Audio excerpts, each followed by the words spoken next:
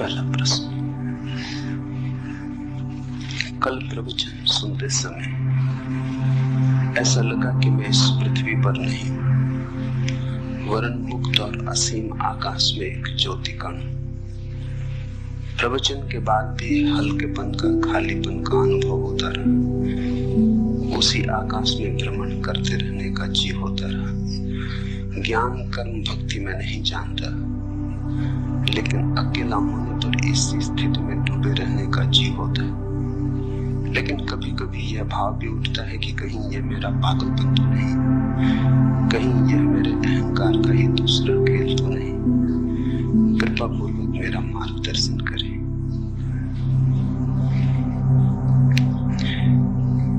इस पृथ्वी पर हम हैं, पर इस पृथ्वी पर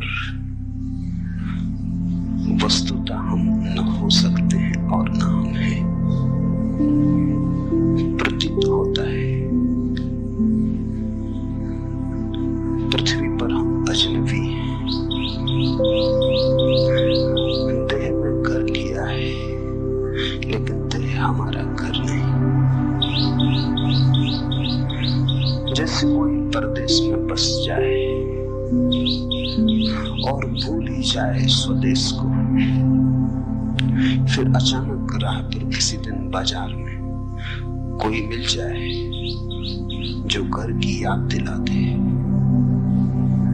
जो अपनी भाषा में बोले, तो एक क्षण को परदेश मिट जाएगा, स्वदेश प्रकट हो जाएगा। शास्त्र का यही मूल्य है, शास्त्राओं के वचनों का यही अर्थ है। उनकी सुन के क्षण भर को हम यहां नहीं रह जाते, वहां हो जाते हैं जहां हमें होना चाहिए। उनके संगीत में बहकर जो चारों तरफ घेरे है वो दूर हो जाता है, और जो बहुत दूर है पास आ जाता है। अष्टावक्र के वचन बहुत अनूठे, सुनोगे तो ऐसा बार बार होगा। बार बार लगेगा पृथ्वी पर नहीं हो, आकाश के हो गए, क्योंकि वे वचन आकाश के, वे वचन स्वदेश से आए, उस स्रोत से आए जहां से हम सबका आना हुआ है, और जहां हमें जाना चाहिए, और जहां जाए बिना हम कभी चैन को उपलब्ध न हो सकेंगे। जहां हम हैं सराय है, घर नहीं। कितना ही मान के बैठ जाएं कि घर है, फिर भी सराय सराय बनी रहती। समझा लें, बुझा लें, बुला लें, भेद नहीं पड़ता। कांटा चुभता ही रहता, याद आती ही रहती। और कभी जब ऐसे किसी शब्द के साथ मुलाकात हो जाए जो खींच ले, जो चुंबक की तरह किसी और दूसरी दुनिया का दर्शन करा दे, तो लगेगा कि हम पृथ्वी के हिस्से नहीं रहे। ठीक लगा। कल प्रवचन सुनते समय ऐसा लगा कि मैं इस पृथ्वी पर नहीं, इस पृथ्वी पर कोई भी नहीं। इस पृथ्वी पर हम मालूम होते हैं, प्रतीति होती है, सत्यता हम आकाश में है। हमारा स्वभाव आकाश का है। आत्मा यानी भीतर का आकाश, शरीर यानी पृथ्वी। शरीर बना है पृथ्वी से, तुम बने हो आकाश से। तुम्हारे भीतर दोनों का मिलन हुआ है। तुम क्षितिज हो, जहां पृथ्वी आकाश से मिलती हुई मालूम पड़ती, लेकिन मिलती थोड़ी कभी। दूर क्षितिज मालूम पड़ता है, मिल रहा आकाश पृथ्वी से। चल पड़ो, लगता है ऐसे घड़ी दो घड़ी में पहुंच जाएंगे। चलते रहो जन्मों जन्मों तक, कभी भी उस जगह न पहुंचोगे जहां आकाश पृथ्वी से मिलता। बस मालूम होता, सदा मालूम होता, मिल रहा थोड़ी दूर आगे, बस थोड़ी दूर आगे। क्षितिज कहीं है नहीं, सिर्फ दिखाई पड़ता। जैसे बाहर क्षितिज है, वैसे ही हमारी अवस्था है। यहाँ भीतर भी मिलन कभी हुआ नहीं, आत्मा कैसे मिले शरीर से, मर्त्य का अमृत से मिलन कैसे हो। दूध पानी में मिल जाता, दोनों पृथ्वी के। आत्मा शरीर से कैसे मिले, दोनों का गुणधर्म भिन्न है। कितने ही पास हो, मिलन असंभव है। सनातन से पास हो तो भी मिलन असंभव है, मिलन हो नहीं सकता। सिर्फ हमारी प्रतीति है, हमारी धारणा है, क्षितिज हमारी धारणा है, हमने मान रखा है। इसलिए अष्टावक्र के वचनों को अगर जाने दोगे हृदय के भीतर तीर की तरह, तो वे तुम्हें याद जगाएंगे, तुम्हारी भूली बिसरी स्मृति को उठाएंगे। क्षण भर को आकाश जैसे खुल जाएगा, बादल कट जाएंगे, सूरज की किरणों से भर जाएगा प्राण। कठिनाई होगी क्योंकि हमारे सारे जीवन के विपरीत होगा ये अनुभव, इससे बेचैनी होगी। और ये जो घटाएं छट गई हैं, ये तुम्हारे कारण नहीं छटी, ये तो किसी शास्त्रा के वचनों का परिणाम है। फिर घटाएं गिर जाएंगी, तुम घर पहुंचते पहुंचते फिर घटाओं को घेर लोगे। तुम अपनी आदत से इतनी जल्दी बाज थोड़ी आओगे। फिर घटाएं गिर जाएंगी, तब और बेचैनी होगी कि जो दिखाई पड़ा था वो सपना तो नहीं था, जो दिखाई पड़ा था कहीं कल्पना तो नहीं थी, कहीं अहंकार का मन का खेल तो न था, कहीं ऐसा तो न हुआ कि हम किसी पागलपन में पड़ गए थे। स्वभावतः तुम्हारी आदतों का वजन बहुत पुराना है, अंधेरा बड़ा प्राचीन है, यद्यपि है नहीं पर है बहुत प्राचीन। सूरज की किरण कभी फूटती है तो बड़ी नई है, अत्यंत नई है, सत्य स्नात। क्षण भर को दिखाई पड़ती है, फिर तुम अपने अंधेरे में खो जाते हो। तुम्हारे अंधेरे का बड़ा लंबा इतिहास है। जब तुम दोनों को तौलोगे तो शक किरण पे पैदा होगा, अंधेरे पे पैदा नहीं होगा। होना चाहिए अंधेरे पर, होता है किरण पर, क्योंकि किरण है नई और अंधेरा है पुराना। अंधेरा है परंपरा जैसा, सदियों सदियों की धारा है। किरण है अभी अभी फूटी, ताजी, नई, इतनी नई कि भरोसा कैसे करें। लगा कि मैं इस पृथ्वी पर नहीं, इस पृथ्वी पर कोई भी नहीं, इस पृथ्वी पर हम हो नहीं सकते। मान्यता है हमारी, धारणा है हमारी, लगता है, सत्य नहीं है। और मुझे असीम आकाश में एक ज्योति कम ऐसा प्रतीत हुआ।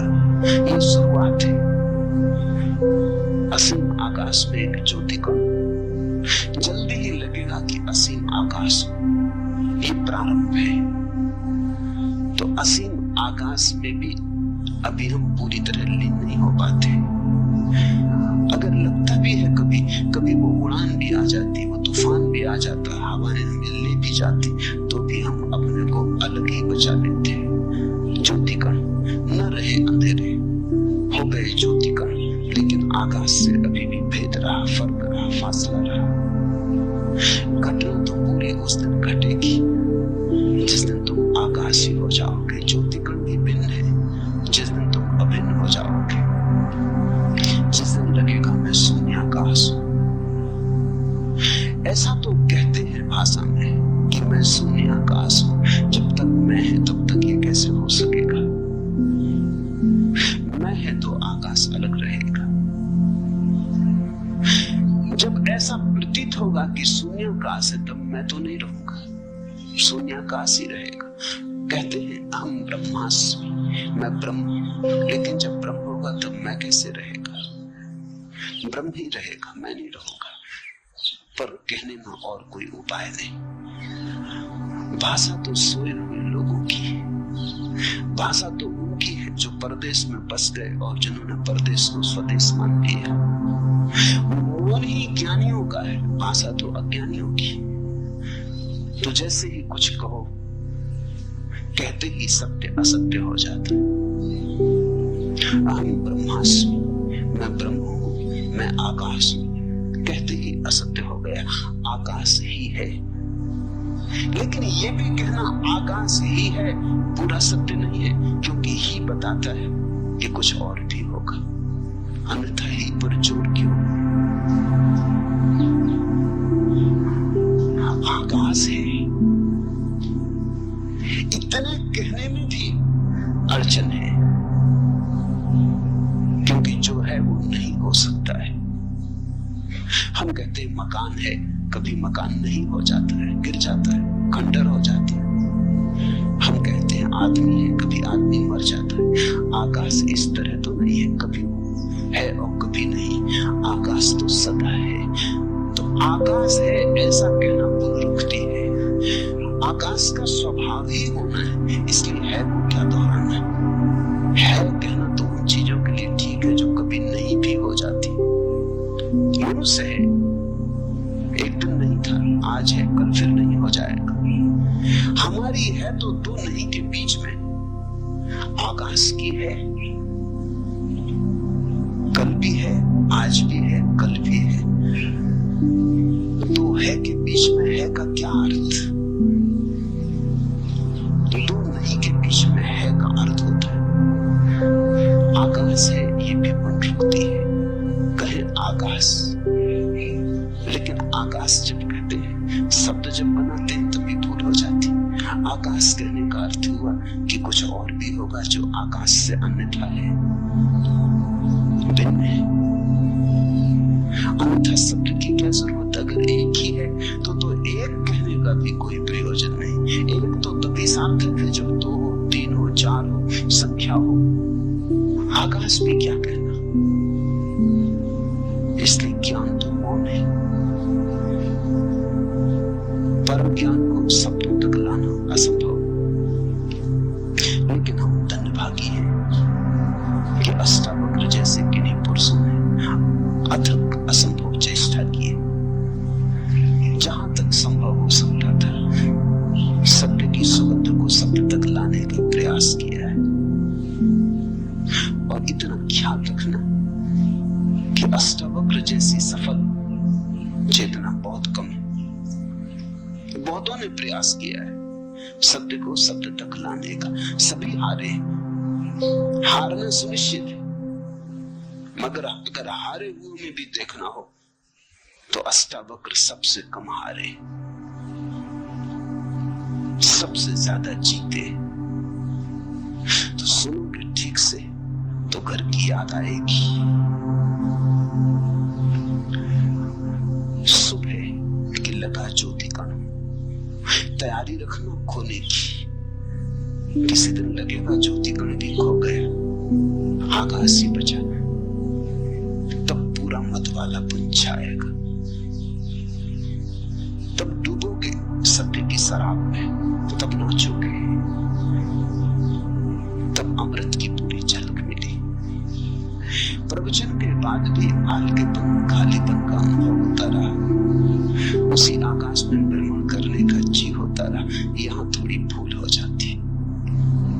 जब भी हमें कुछ सुखद अनुभव होता है तो हम चाहते हैं फिर हो। मनुष्य का मन है बड़ा कमजोर, आकांक्षा से भर जाता है, लोभ से भर जाता है, प्रलोभन पैदा होता है। जो भी सुखद है उसे दोहराने का मन होता है। लेकिन एक बात ख्याल रखना, दोहराने में ही भूल हो जाती है। जैसे ही तुमने चाहा फिर से हो, कभी ना होगा। क्योंकि जब पहली दफा हुआ था तो तुम्हारे चाहने से ना हुआ था, हो गया था, घटा था, तुम्हारा कृत्य न था। यही तो अष्टावक्र का पूरा जोर है। सत्य घटता है, कृत्य नहीं, घटना है। सुनते सुनते हुआ था, तुम कर क्या रहे थे? सुनने का अर्थ ही होता है कि तुम कुछ भी ना कर रहे थे, तुम शून्य भाव से बैठे थे, तुम मौन थे, तुम सजग थे, तुम जागे हुए थे, सोए नहीं थे, ठीक। लेकिन तुम कर क्या रहे थे? तुम केवल ग्राहक थे। तुम्हारी चित्त की दशा दर्पण की तरह थी आ जाए, झलक जाए, जो कहा जाए सुन लिया जाए। तुम कुछ उसमें जोड़ ना रहे थे। अगर तुम जोड़ रहे होते तो जो घटी है बात वो कभी ना घटती। तुम व्याख्या भी ना कर रहे थे। भीतर बैठे बैठे तुम ये ना कह रहे थे कि हाँ ठीक है, गलत है, मुझसे मेल खाता है, नहीं मेल खाता, शास्त्र में ऐसा कहा है कि नहीं कहा है। तुम तर्क ना कर रहे थे।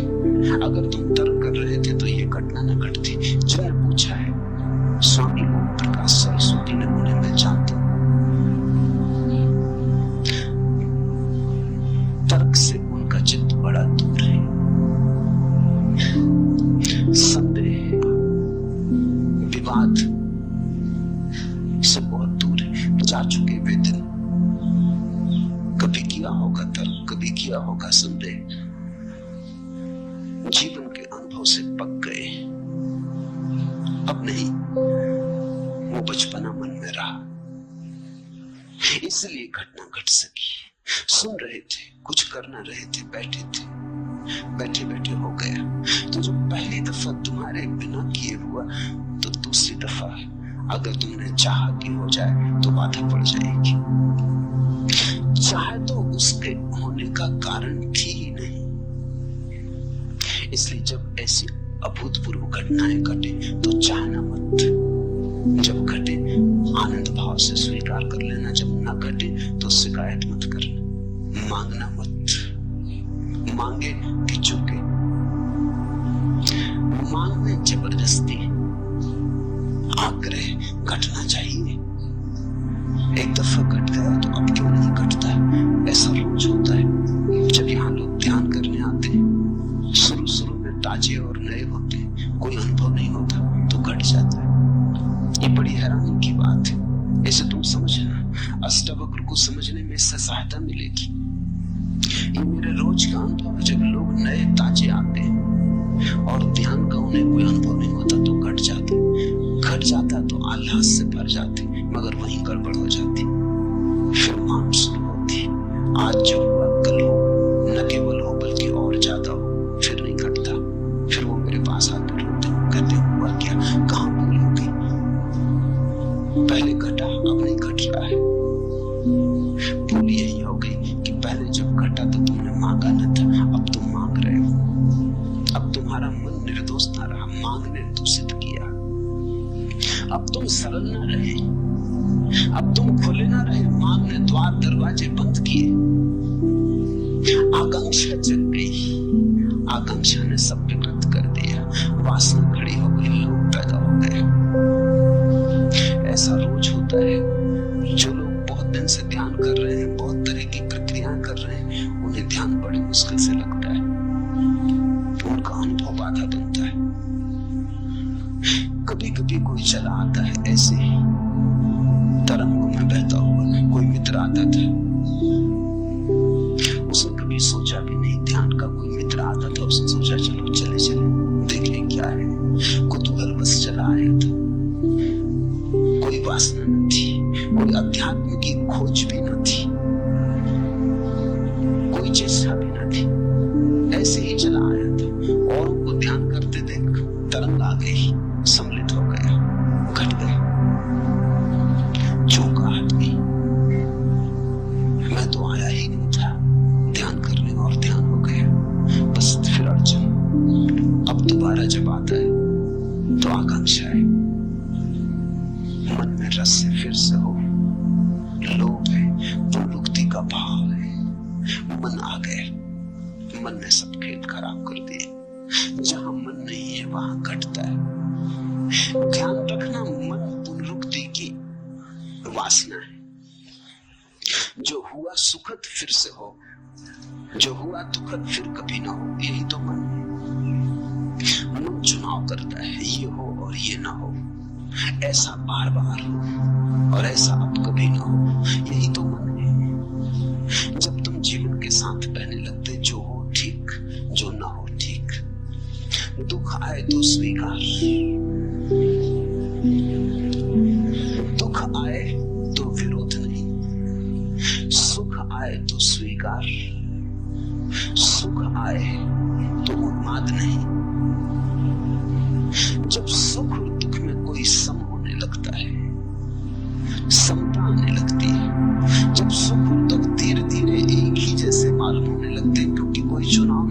अपने हाथ की कोई बात न रही, जो होता है होता है, हम देखते रहते हैं। इसको अष्टावक्र कहते हैं साक्षी भाव।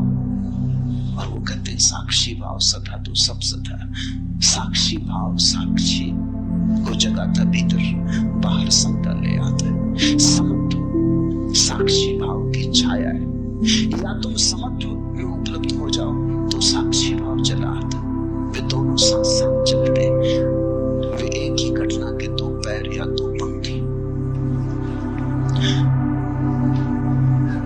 उसी आकाश में भ्रमण करने का जी होता रहता है। इससे सावधान होना। मन को मौका मत देना कि ध्यान की घड़ियों को खराब करे। इसी मन ने तो संसार खराब किया।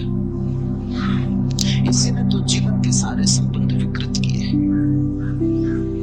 इसी मन ने तो सारे जीवन को रेगिस्तान जैसा रुखा कर दिया। जहां बहुत फूल खिल सकते थे वहां सिर्फ कांटे हाथ में रह गए।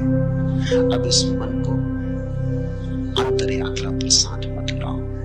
इसे नमस्कार करो, इसे विदा दो, प्रेम से सही, पर इसे विदा दो। इससे कहो बहुत हो गया, अब हम न मांगेंगे। अब जो होगा हम जागेंगे, हम देखेंगे। जैसे ही तुमने मांगा फिर तुम साक्षी नहीं रह सकते, तुम भोक्ता हो गए। ध्यान के भी भोक्ता हो गए तो ध्यान गया। भोक्ता का अर्थ यह है कि तुमने कहा इसमें मुझे रस आया, इससे मुझे सुख मिला।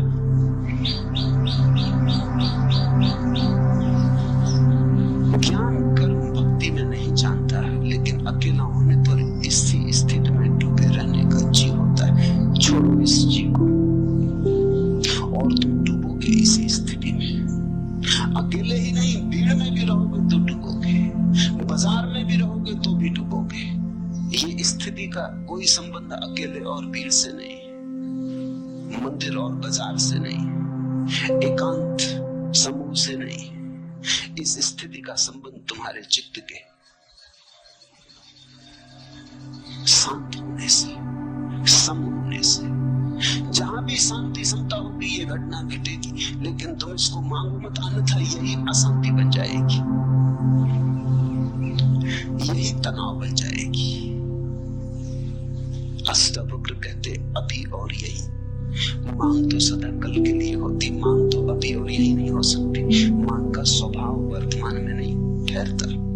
मांग का अर्थ ही है हो, कल हो, घड़ी भर बाद हो, क्षण भर बाद हो। मांग अभी तो नहीं हो सकती। मांग के लिए तो समय चाहिए, थोड़ा ही सही पर समय चाहिए। और भविष्य है नहीं, जो नहीं है उसी का नाम भविष्य, जो है उसका नाम वर्तमान है। वर्तमान और मांग का कोई संबंध नहीं होता। जब तुम वर्तमान में होगे तो पाओगे कोई मांग नहीं, और तब घटेगी ये घटना। जब इसे घटाने का जी न रहेगा तब ये खूब घटेगी। इस पहेली को ठीक से समझ लो, इस पहेली का एक एक कोना पहचान लो। जिस दिन तुम कुछ भी न मांगोगे उस दिन सब घटेगा। जिस दिन तुम परमात्मा के पीछे दीवाने होकर न दौड़ोगे, वो तुम्हारे पीछे चला आएगा।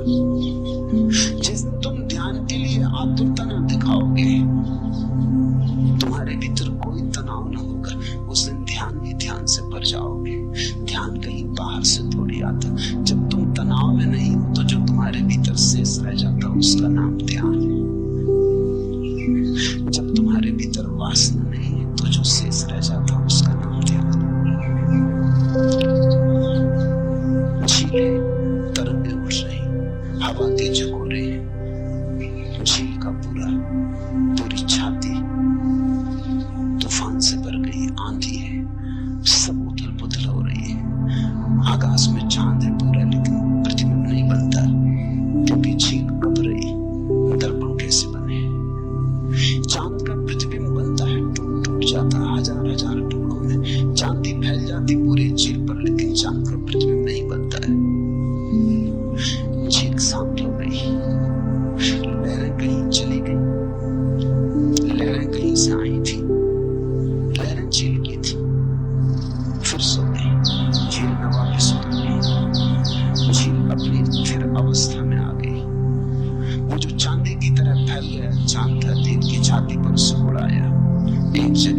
ठीक ब्रज में बनने लगा।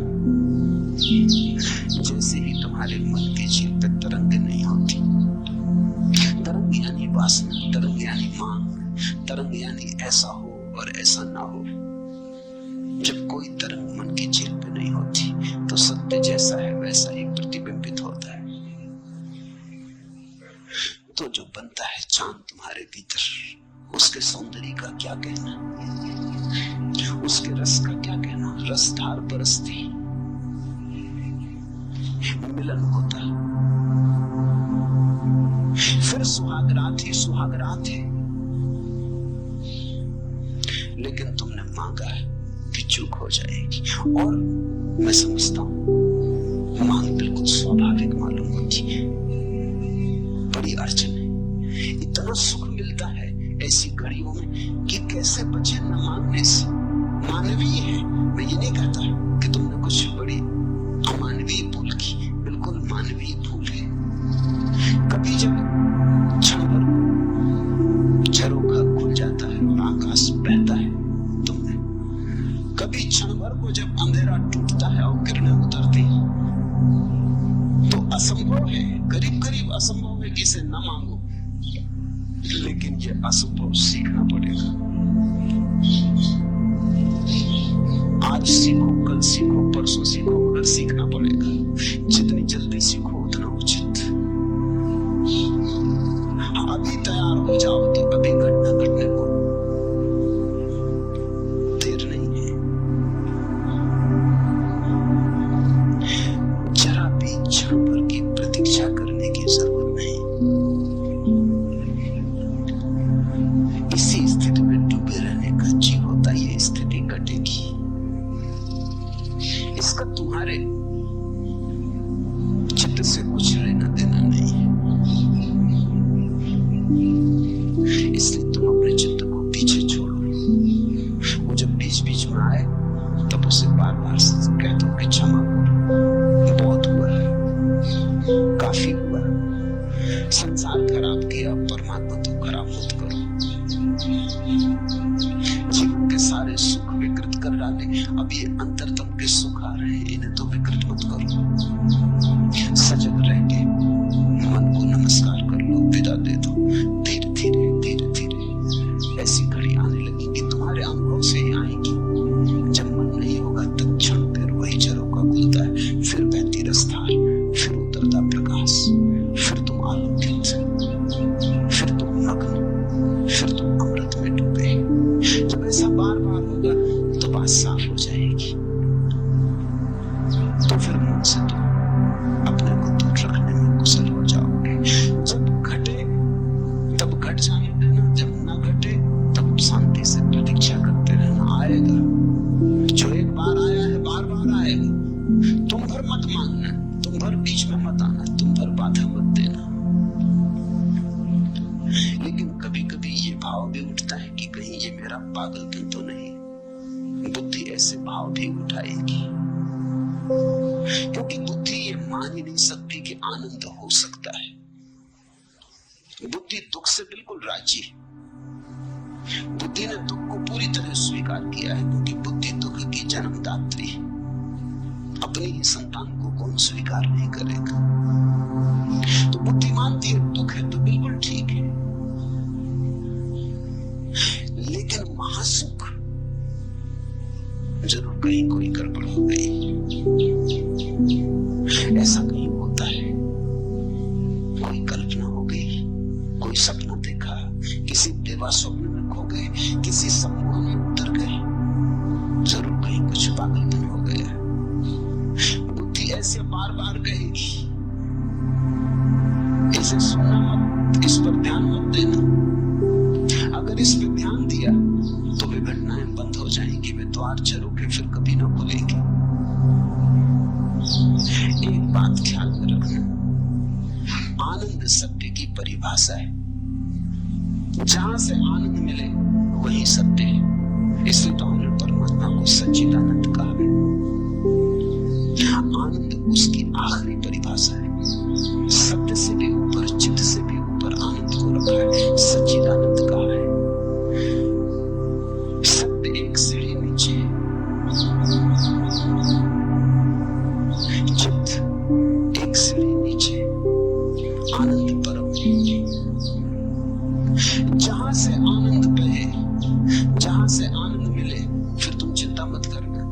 बूटे के करीब हो। जैसे कोई बगीचे के करीब आता है तो हवाएं ठंडी हो जाती, पक्षियों के गीत सुनाई पड़ने लगते, शीतलता अनुभव होने लगती। तो बगीचा दिखाई देना पड़े तो भी अनुभव में आने लगता है कि राह ठीक है, बगीचे की तरफ पहुंच रहे हैं।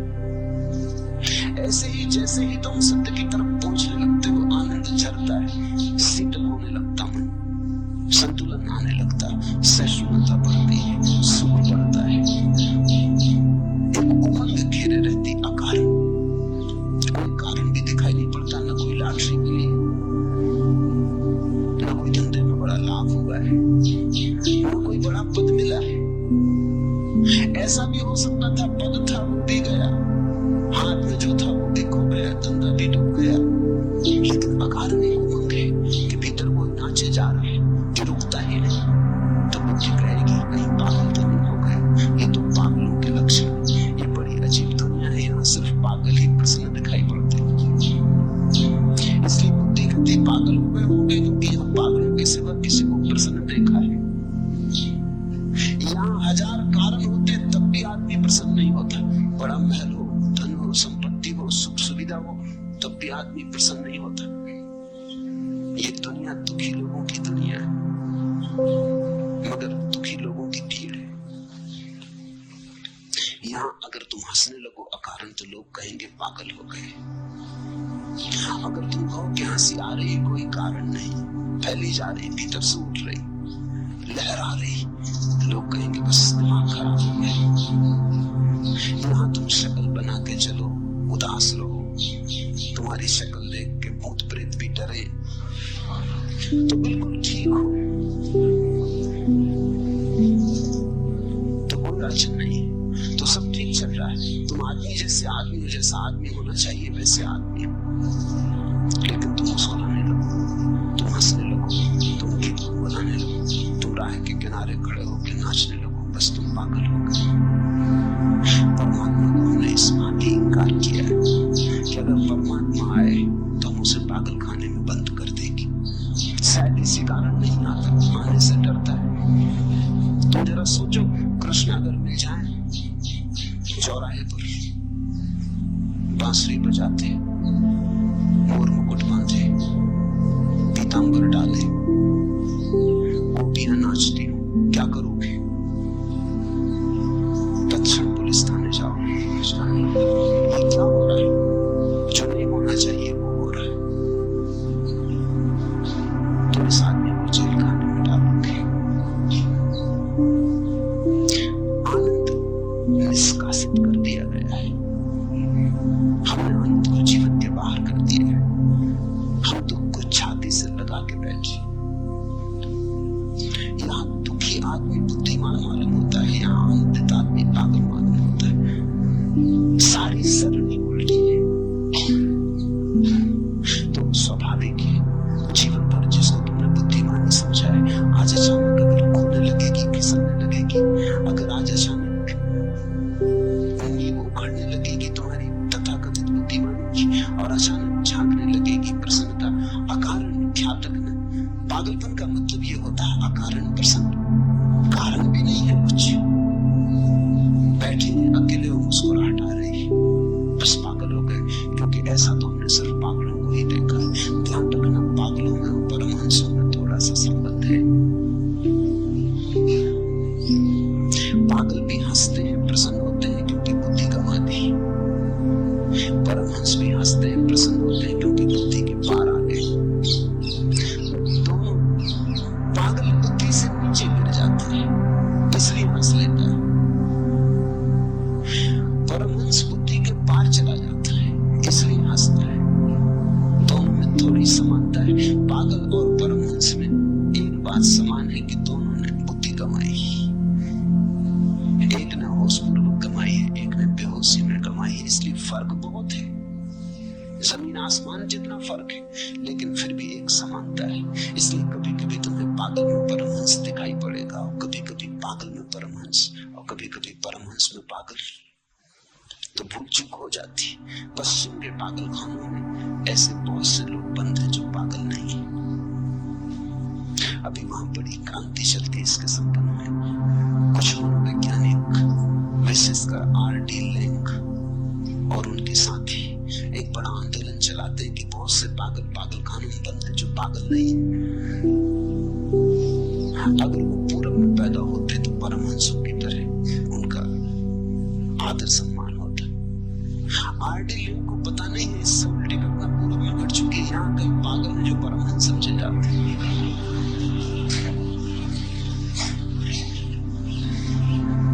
मगर आदमी यहाँ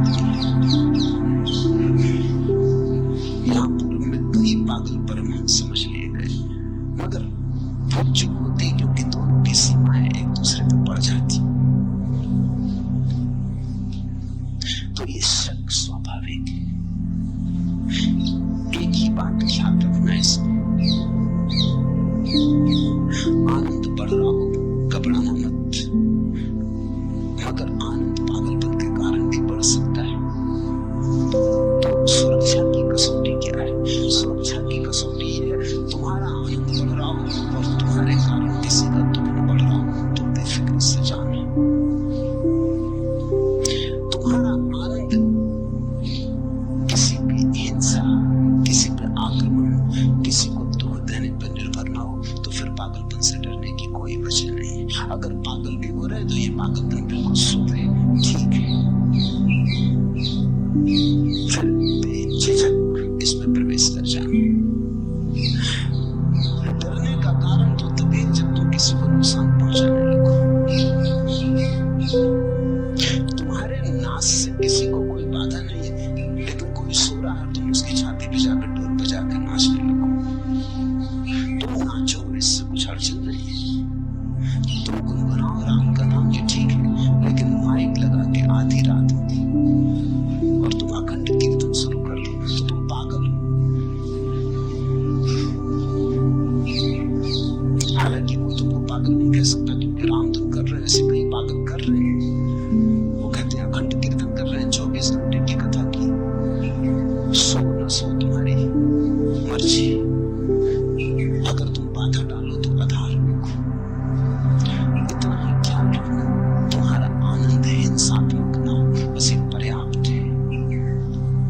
तुम्हारा आनंद तुम्हारा निजी हो, इसके कारण किसी के जीवन में कोई बाधा न पड़े, कोई पत्थर न पड़े।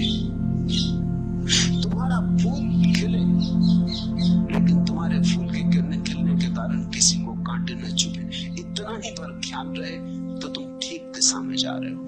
जहां तुम्हें लगे कि अब दूसरों को बाधा होने लगी, वहां थोड़े सावधान होना। वहां परमहंस की तरफ न जाके तुमने पागलपन का रास्ता पकड़ लिया। ओम प्रकाश से किसी को कोई दुख नहीं, बेझिझक बेधड़क जा सकते हो।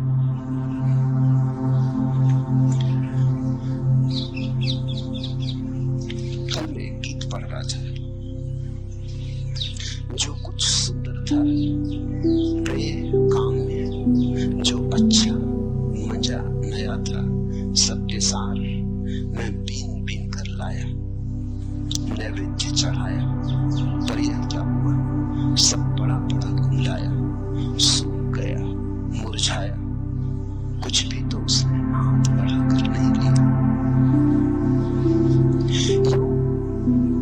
कहीं तो था लिखा, पर मैंने जो दिया, जो पाया, जो पिया, जो गिराया, जो ढाला, जो छलकाया, जो नितारा, जो छाना, जो उतारा, जो चढ़ाया, जो जोड़ा, जो तोड़ा, जो छोड़ा, सबका जो कुछ हिसाब रहा। मैंने देखा कि उसी यज्ञ ज्वाला में गिर गया और उसी क्षण मुझे लगा कि अरे मैं गिर गया, ठीक है, मेरा सिर फिर गया। गिरता है आदमी सिर के फिरने से। परमात्मा को तुम चढ़ाओ चुन चुन के चीजें, अच्छी अच्छी चीजें, उससे कुछ ना होगा जब तक कि सिर न चढ़े। सुनो फिर, जो कुछ सुंदर था प्रेम काम में, जो अच्छा मजा नया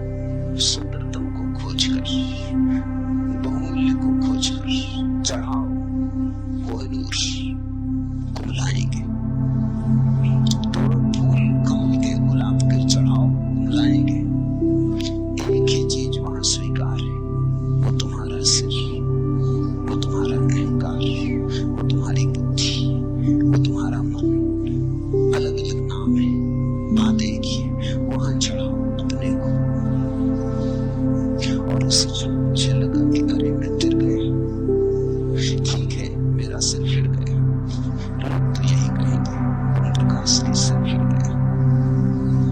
कहने दो लोगों के कहने से कोई चिंता नहीं। जब लोग तुमसे कहते हैं सिर फिर गया, तो वो इतना नहीं कर रहे हैं कि अपने सिर की रक्षा कर रहे हैं, और कुछ नहीं। जब लोग तुमसे कहते हैं तुम्हारा सिर फिर गया, तो ये कह रहे हैं कि बचाओ हमें, इधर इस तरफ मत आओ, हमें मत सुनाओ ये गीत, मत ये हंसी हमारे द्वार लाओ, मत दिखाओ हमें ये आंखें मदमस्त, ये खबरें मत कहो हमसे। घबराहट है उनकी, भीतर उनके भी यही राग है, भीतर उनके भी ऐसी ही मीना पड़ी जो प्रतीक्षा करती जन्मों जन्मों से भी कोई छेड़ दे, मगर डर है, घबराहट है। बहुत कुछ उन्होंने झूठे जगत में बनाया है, बसाया है, कहीं उखड़ ना जाए। मैं इलाहाबाद में था, एक मित्र मेरे सामने ही बैठ के मुझे सुन रहे थे। लाखों लोगों ने मुझे मेरे सामने बैठ के सुना है, बहुत कम ऐसे लोग हैं जिन्होंने इतने भाव से सुना, जैसा भाव से वो सुन रहे थे। उनकी आंखों से आंसू की धार बह रही थी। अचानक बीच में उठे, सबब अपन छोड़ के चले गए। मैं थोड़ा चौंका, ये क्या हुआ? पूछताछ की, समझो का बड़े प्रसिद्ध व्यक्ति थे, मैं तो जानता नहीं था। साहित्यकार थे, कवि थे, लेखक थे। समझो उनके घर जाके पूछा, उनका माफ करो। मैं घबरा गया। 20 मिनट के बाद मैंने कहा यहाँ से भाग जाना उचित है, अगर थोड़ी देर और रहा तो कुछ समझ हो जाएगा। इस आदमी का तो सिर फिरा है, मेरा फिरा देखा।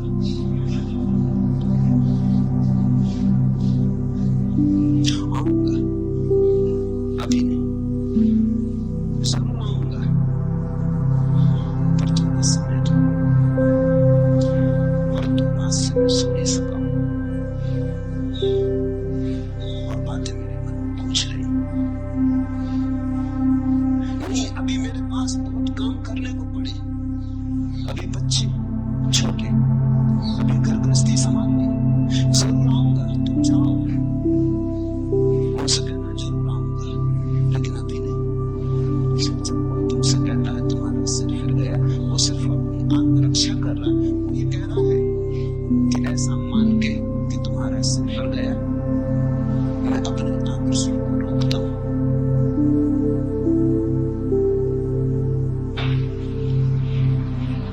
उसके भीतर भी अदम्य आकांक्षा है। कौन है ऐसा जो परमात्मा को खोजने नहीं चला है? कौन है ऐसा जो आनंद का प्यासा नहीं है? कौन है ऐसा जिसे सत्य की अभिप्सा नहीं? ऐसा कभी कोई हुआ ही नहीं। जिनको तुम नास्तिक कहते हो, वे ही लोग हैं जो घबरा गए। वे ही लोग हैं जो कहते नहीं कोई परमात्मा नहीं, क्योंकि परमात्मा को इनकार न करें तो खोज पर जाना होगा। मेरा अपना अनुभव ये है कि नास्तिक के भीतर तथाकथित आस्तिकों से सत्य की खोज की ज्यादा गहरी आकांक्षा होती। वो मंदिर जाने से डरता है, तुम डरते ही नहीं। तुम डरते नहीं क्योंकि तुम्हारे भीतर कोई ऐसी प्रबल आकांक्षा नहीं कि तुम पगला जाओगे। तुम मंदिर हो आते हो जैसे तुम दुकान चले जाते हो। तुम मंदिर के बाहर भीतर हो लेते हो, तुम पर कुछ असर नहीं होता है। नास्तिक वैसा व्यक्ति है जो जानता है अगर मंदिर गया तो वापस न लौट सकेगा।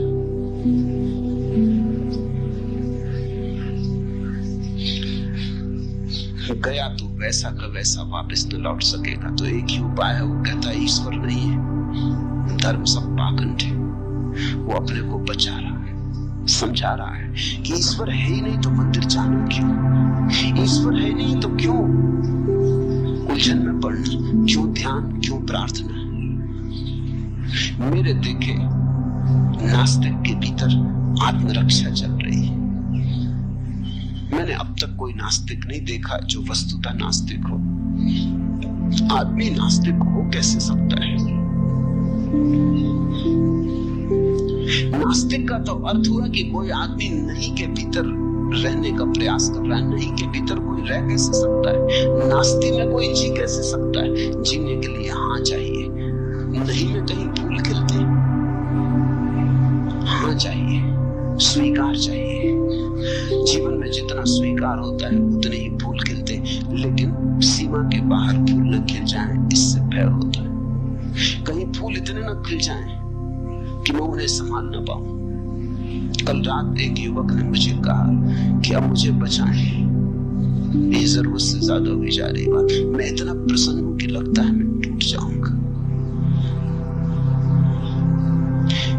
इतना आनंद है कि लगता है मैं संभाल न पाऊंगा। ये मेरे हृदय का पात्र छोटा है, मुझे बचाएं। मैं इसके ऊपर से बाहर जा रहा हूं। ये मेरी सीमाएं सब टूटी जा रही हैं और मुझे डर है कि अगर मैं इसके साथ बह गया तो फिर लौट ना पाऊंगा। नियंत्रण कहीं खो न जाए, ये भय। अहंकार दुख के साथ भली भांति जी लेता है, क्योंकि दुख में नियंत्रण नहीं खोता। कितने ही तुम रो दुख में, तुम अपने मालिक रहते हो।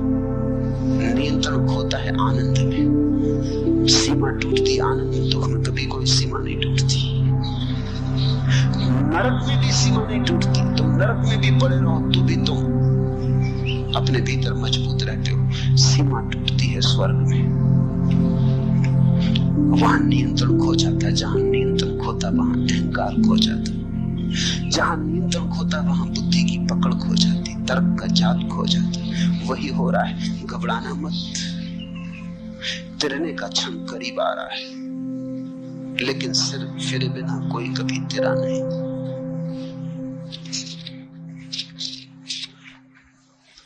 एक धुन की तलाश है मुझे, जो होठों पर नहीं सिराओं में मचलती है, लावे सी दहकती है पिघलने के लिए। एक आग की तलाश है मुझे कि रोम रोम सीज उठे और मैं तार तार हो जाऊं। कोई मुझे जाली जाली बुंदे कि मैं पारदर्शी हो जाऊं। एक खुशबू की तलाश है मुझे कि भारहीन हो, हवा में तैर सकूं, हल्की बारिश की महीन बौछारों में कांप सकूं। गहराती सांझ के सलेटी आसमान पर चमकना चाहता हूं कुछ देर। एक शोक रंग की तलाश है मुझे। ओम प्रकाश, वही शोक रंग मैंने तुम्हें दे दिया। ये गैरिक वस्त्र वही शोक रंग। बहो, सीमाएं छोड़ के बहो, बुद्धि के पार बहो। जाने दो नियंत्रण। नियंत्रण का अर्थ है कर्ता। छोड़ो नियंत्रण। कर्ता अगर कोई है तो एक परमात्मा है। तुम परमात्मा से होड़ ना करो, उससे प्रतिस्पर्धा ना लो, उसके साथ संघर्ष मत करो। करो समर्पण, बहो उसकी धार के साथ। तिरोगे, जो डूब जाते वही तिरते, जो तिरने की चेष्टा करते डूब जाते।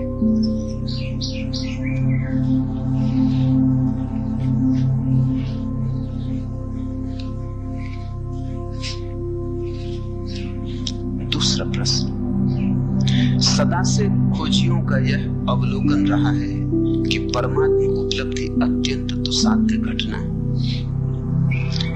लेकिन आप जैसे बुद्ध पुरुष सदा से इस बात पर जोर देते रहे हैं कि परमात्मा अभी और यही घट सकता है। क्या बार बार यह कहना एक चुनौती और एक प्रयास करने की एक विधि है, एक उपाय है? सत्य है यही, न तो विधि है और न उपाय है।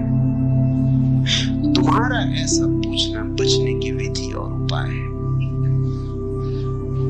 ये बात हमारा मन स्वीकार करने को राजी नहीं होता कि परमात्मा अभी और यही मिल सकता है।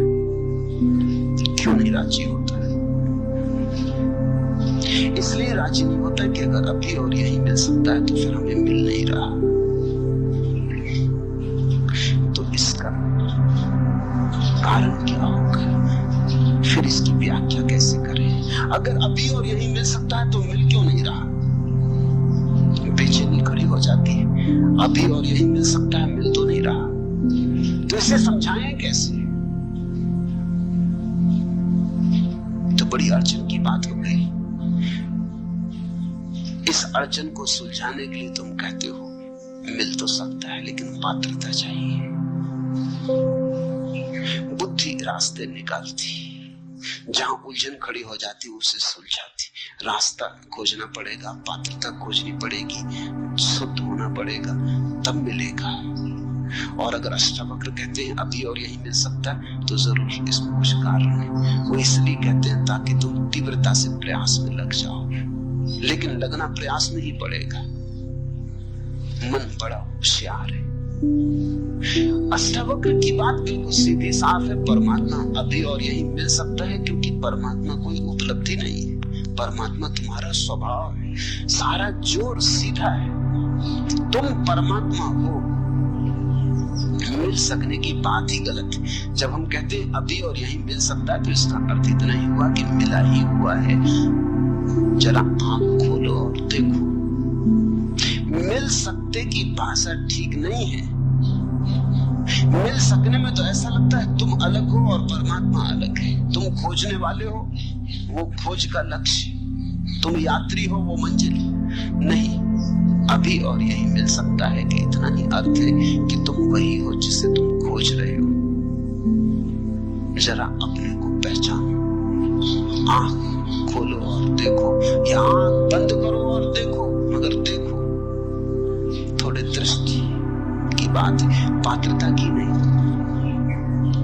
पात्रता का तो अर्थ हुआ है कि परमात्मा भी सौदा है। जैसे तुम बाजार में जाते हो तो कोई चीज 1000 रुपए की है, कोई लाख रुपए की, कोई 10 लाख रुपए की है। हर चीज का मूल्य है। तो पात्रता का तो अर्थ हुआ कि परमात्मा का भी मूल्य है। जो पात्रता अर्जित करेगा, मूल्य चुकाएगा, उसे मिलेगा। तुम परमात्मा को भी बाजार में एक वस्तु बना लेना चाहते हो। त्याग करोगे, तपस्या करोगे तो मिलेगा, मूल्य चुकाओगे तो मिलेगा, मुफ्त नहीं मिलता।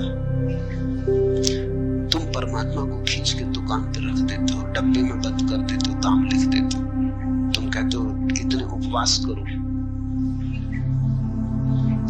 इतना ध्यान करो, इतनी तपस्या करो, धूप में तपो, सर्दी आतप सहो, तब मिलेगा। कभी इस पर तुमने सोचा कि ये तुम क्या कह रहे हो? तुम ये कह रहे हो कि तुम्हारे कुछ करने से परमात्मा के मिलने का संबंध हो सकता है। तुम जो करोगे वो तुम्हारा किया ही होगा। तुम्हारा किया तुमसे बड़ा नहीं हो सकता। तुम्हारी तपस्या तुम्हारी ही होगी।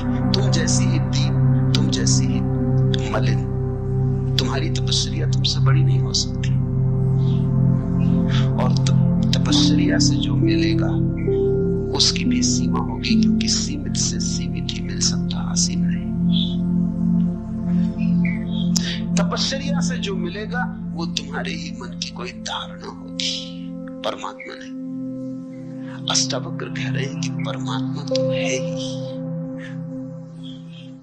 वही तुम्हारे भीतर धड़क रहा, वही तुम्हारे भीतर श्वास ले रहा, वही जन्मा है, वही विदा होगा, वही अनंत काल से अनंत अनंत रूपों में प्रकट हो रहा है। कहीं वृक्ष है, कहीं पक्षी है, कहीं मनुष्य है। परमात्मा है, उसके अतिरिक्त कुछ भी नहीं। इस सत्य की प्रतिभिज्ञा, इस सत्य का स्मरण। मैंने सुना है एक सम्राट अपने बेटे पर नाराज हो गया, उसे देश निकाला दे दिया। सम्राट का बेटा था, कुछ और तो करना जानता नहीं था, क्योंकि सम्राट के बेटे ने कभी कुछ किया ना था, भीख ही मांग सकता था। जब कोई सम्राट न रह जाए तो भिखमंगे के सिवा और कोई उपाय नहीं बचता। भीख मांगने लगा। 20 वर्ष बीत गए, भूल ही गया। अब 20 वर्ष कोई भीख मांगे तो याद रखना कि मैं सम्राट हूं, असंभव, कष्टपूर्ण होगा। भीख मांगने में कठिनाई पड़ेगी। यही उचित है कि भूल ही जाओ। वो भूल ही गया था, अन्यथा भीख कैसे मांगे? सम्राट और भीख मांगे, द्वार द्वार दरवाजे दरवाजे भिक्षा पात्र लेके खड़ा, होटल में रेस्तरां के सामने भीख मांगे, झूठन मांगे। सम्राट को बुला ही देना पड़ा, विस्मृत ही कर देना पड़ा। वो बात ही गई, वो जैसे अध्याय समाप्त हुआ, वो जैसे कहीं कोई सपना देखा होगा, कि कोई कहानी पढ़ी होगी, कि फिल्म देखी होगी, अपने से क्या लेना देना। 20 साल बाद जब सम्राट बूढ़ा हो गया, उसका बाप, तो वो घबराया। एक ही बेटा था, वही मालिक था। उसने अपने वजीरों को कहा, उसे खोजो और जहां भी हो उसे ले आओ। कहना बाप ने क्षमा किया। अब क्षमा न क्षमा का कोई अर्थ नहीं, मैं मर रहा हूं। अब ये राज्य कौन संभालेगा? ये औरों के हाथ में जाए, इससे बेहतर है मेरे खून के हाथ में जाए। बुरा भला जैसा भी है, उसे ले आओ। जब वजीर पहुंचे तो वो एक होटल के सामने पैसे मांग रहा था। टूटा सा पात्र लिए, नंगा था, पैरों में जूते नहीं थे, भरी दोपहर थी, गर्मी के दिन थे, लू बहती थी, पैर चल रहे थे, और वो मांग रहा था कि मुझे जूते खरीदने हैं, इसलिए कुछ पैसे मिल जाए। कुछ पैसे उसके पात्र में पड़े थे। रथ आके रुका, वजीर नीचे उतरा, वजीर ने गिर के उसके चरण छुए। होने वाला सम्राट था। जैसे ही वजीर ने उसके चरण छुए, एक क्षण में घटना घट गई। 20 साल जिसकी याद न आई थी कि मैं सम्राट हूं। फिर ऐसा थोड़ी लग रहा कि वो बैठा, उसने सोचा और विचारा और तपस्या की और ध्यान किया कि याद करूं ना। एक क्षण में, पल भी ना लगा। एक क्षण में रूपांतरण हो गया। ये आदमी और हो गया। अभी भिखारी था, दीनहीन, नग्न अब भी था।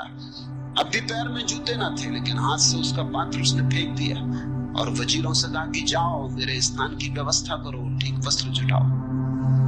वो जाके रथ पे बैठ गए। उसकी महिमा देखने जैसी थी। अभी भी वही का वही था, लेकिन उसके चेहरे पर एक गरिमा थी, आंखों में एक दीप्ति थी, चारों तरफ एक आभा मंडल था। सम्राट था। याद आ गई, बाप ने बुलावा भेज दिया। ठीक ऐसा ही है। अष्टावक्र जब कहते कि अभी और यही, तो यही कहते कितने, चलो 20 साल नहीं, 20 जन्म से देश निकाले फिर रहे, भीख मांगी बहुत, भूल गए बिल्कुल, याद को बिल्कुल सुला दिया। सुलाना ही पड़ा, न सुलाते तो भीख मांगनी मुश्किल हो जाती। द्वार द्वार, दरवाजे दरवाजे भिक्षा पात्र लेके घूमे। अष्टावक्र ये कह रहे हैं, आ गया बुलावा, जागो, भिखमंगे तुम नहीं हो, सम्राट के बेटे हो। अगर कोई ठीक से सुन लेगा तो घटना सुनने में ही कट जाएगी। यही अष्टावक्र गीता का महात्म्य, महिमा है। कोई आग्रह नहीं कि कुछ करो, सिर्फ सुन लो, सिर्फ शब्द को पहुंचने दो तुम्हारे हृदय तक। बाधा मत बनो, ग्राहक रहो, सिर्फ सुन लो, पहुंच जाए ये तीर तुम्हारे हृदय में। इसकी चोट बस पर्याप्त, जन्मों जन्मों की विस्मृति टूट जाएगी, स्मरण लौट आएगा। तुम परमात्मा हो। इसलिए वे कहते हैं अभी और यही। अब तुम तरकीबें मत खोजो, तुम कहते हो शायद ये विधि होगी, उपाय होगा, ये लोगों की त्वरा बढ़े, तीव्रता बढ़े। स्वामी योग चिन्मय ने पूछा है, चिन्मय के पास, चिन्मय की बुद्धि में चेष्टा, प्रयास, तप जरूरत से ज्यादा है। साधारण योगी की जो पकड़ होती वैसी पकड़ है। ये अष्टावक्र के वचन साधारण योगी के लिए नहीं है, असाधारण प्रज्ञावान जो सुन के ही जाग जाए। जिनमें थोड़े हठे योगी, काफी पिटाई हो तो थोड़े बहुत चलेंगे। घोड़े को देख के, उसकी छाया को देख के नहीं चल सकते।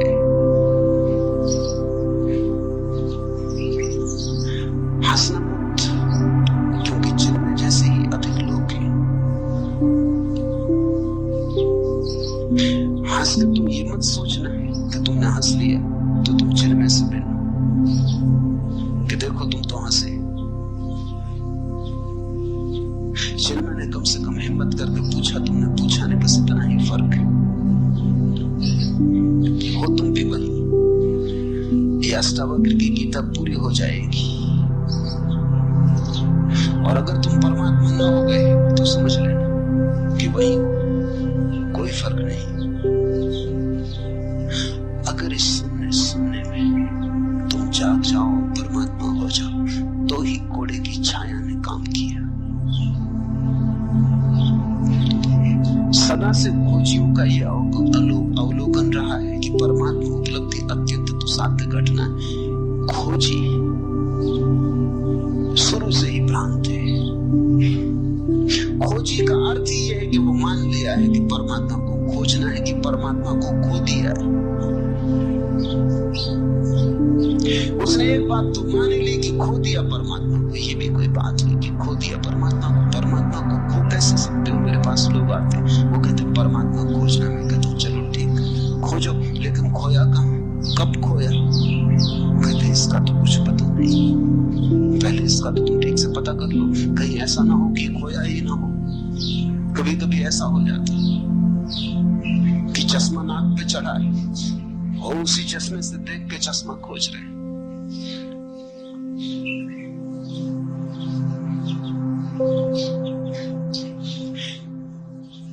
कहीं ऐसा ना हो कि परमात्मा नाक पे चढ़ाओ और तुम उसी परमात्मा से खोज रहे हो। ऐसा ही है। खोजी बुनियादी रूप से भ्रांत है। उसने एक बात तो मान ली कि परमात्मा खो दिया है, या परमात्मा को अब तक खोजा नहीं, पाया नहीं, वो कहीं दूर है, उसे खोजना है। खोज से कभी परमात्मा नहीं मिलता। खोज खोज के तो इतना ही पता चलता है, खोजने में कुछ भी नहीं है। एक दिन खोजते खोजते खोजी गिर जाती, खोज के गिरते ही परमात्मा मिलता है। बुद्ध ने 6 वर्ष तक खोजा, खूब खोजा। उनसे बड़ा खोजी और कहां खोजोगे? जहां जहां खबर मिली कि कोई ज्ञान को उपलब्ध है, वहां वहां गए, सभी चरणों में सिर रखा। जो गुरुओं ने कहा वही किया। गुरु भी थक गए उनसे, क्योंकि गुरु उन शिष्यों से कभी नहीं थकते जो आज्ञा का उल्लंघन करते हैं। उनसे कभी नहीं थकते, क्योंकि उनके पास सदा कहने को कि तुम आज्ञा मान ही नहीं रहे, इसलिए कुछ नहीं कर रहे, हम क्या करें। गुरु को बड़ी सुविधा है, अगर तुम गुरु की न मानो, वह सदा कह सकता है कि तुमने माना ही नहीं, मानते तो कट जाते। मगर बुद्ध के साथ गुरु मुश्किल में पड़ गए। जो गुरुओं ने कहा बुद्ध ने वही किया। उन्होंने 1 शेर कहा तो बुद्ध ने 1.25 शेर किया। गुरु ने आखिर उनसे हाथ जोड़ लिया कि तुम्हें कहीं और जा। जो हम बता सकते थे बता दिया। बुद्ध ने कहा इससे तो कुछ घट नहीं रहा है। उनका इससे ज्यादा हमें भी नहीं घटा है, तेरे से क्या छिपाना, तू कहीं और जा। इतने प्रामाणिक व्यक्ति के सामने गुरु भी धोखा न दे पाए। सब तरफ खोज के बुद्ध ने आखिर पाया कि नहीं, खोजने से मिलता ही नहीं। संसार तो व्यर्थ था ही, अध्यात्म भी व्यर्थ हुआ। भोग तो व्यर्थ हो ही चुका था, जिस दिन महल छोड़ा उस दिन व्यर्थ हो चुका था, इसीलिए छोड़ा। योग भी व्यर्थ हुआ। न भोग में कुछ है न योग में कुछ है। अब क्या करें? अब तो करने को ही कुछ न बचा। अब तो कर्ता होने के लिए कोई सुविधा न रही। इस सूत्र को ठीक से समझना। न भोग बचा, न योग बचा, न संसार बचा, न स्वर्ग बचा। तो अब कर्ता होने के लिए जगह ही न बची। कुछ करने को बचे तो कर्ता बच सकता है, कुछ करने को न बचा। उसी रात घटना घटी। उस सांझ बोधि वृक्ष के नीचे में बैठे तो करने को कुछ भी न था। बड़ी हैरानी में पड़े। संसार छोड़ दिया था तो योग पकड़ लिया था, भोग छोड़ दिया था तो अध्यात्म पकड़ लिया था। कुछ तो करने को था तो मन उलझा था। अब मन को कोई जगह न बची। मन का पक्षी तड़फड़ाने लगा, कोई जगह नहीं। मन के लिए जगह चाहिए। अहंकार के लिए कर्ता का रस चाहिए, कर्तव्य चाहिए। कुछ करने को हो तो अहंकार बचे। कुछ था ही नहीं करने को। जरा थोड़ा सोचो, एक गहन उदासीनता जिसको अष्टावक्र वैराग्य कहते, वो उदय हुआ। योगी विरागी नहीं है, क्योंकि योगी नए भोग खोज रहा है। योगी आध्यात्मिक भोग खोज रहा है, विरागी नहीं। अभी भोग की आकांक्षा है, संसार में नहीं मिला तो परमात्मा में खोज रहा है, लेकिन खोज जारी है। यहां नहीं मिला तो वहां खोज रहा है, बाहर नहीं मिला तो भीतर खोज रहा है, लेकिन खोज जारी है। भोगी विरागी नहीं है, योगी भी विरागी नहीं है। हाँ, उनकी खोज राग की अलग अलग है, एक बाहर की तरफ जाता है, एक भीतर की तरफ जाता, लेकिन जाते दोनों। उस रात बुद्ध को जाने को कुछ न बचा, न बाहर न भीतर। उस रात की तुम जरा कल्पना करो, उस रात को जरा जगाओ और सोचो कि कैसी वो रात रही होगी। उस दिन पहली दफा विश्राम उपलब्ध हुआ, जिसको अष्टावक्र कहते हैं, जो चित्त में विश्राम को उपलब्ध हो जाए तो सत्य उपलब्ध हो जाता। उस दिन विश्राम उपलब्ध हुआ। जब तक कुछ करने को शेष है तब तक श्रम जारी रहता है, जब तक कुछ करने को शेष है तनाव जारी रहता। अब तनाव करके भी क्या करना, शरीर भी ढीला छूट गया, मन भी ढीला छूट गया, वो उस वृक्ष के नीचे पड़ गए और सो गए।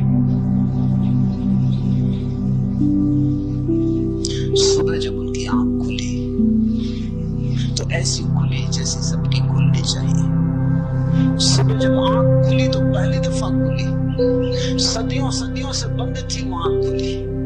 सुबह जब आंख खुली तो भोर का आखिरी तारा डूबता था। उस भोर के आखिरी तारे को उन्होंने डूबते हुए देखा।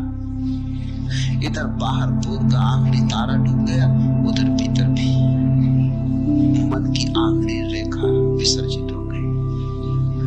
कुछ भी ना था, भीतर कोई भी ना बचा, सन्नाटा था, शून्य था, विराट शून्य था, आकाश था। कहते हैं बुद्ध 7 दिन वैसे ही बैठे रहे, मूर्तिवत, हिले नहीं, डुले नहीं। कहते हैं देवता घबरा गए, आकाश से देवता उतरे, ब्रह्मा उतरे, चरणों में पड़े और कहा आप कुछ बोले। ऐसी घटना सदियों में घटती है, बड़ी मुश्किल से घटती है। आप कुछ कहें, हम आतुर हैं सुनने को कि क्या हुआ है। हिंदू बहुत नाराज है इस बात से कि बौद्ध कथाओं में ब्रह्मा को उतार के और बुद्ध के चरणों में गिरा दिया, लेकिन कथा बिल्कुल ठीक है, क्योंकि देवता भला स्वर्ग में हो, आकांक्षा के बाहर थोड़ी।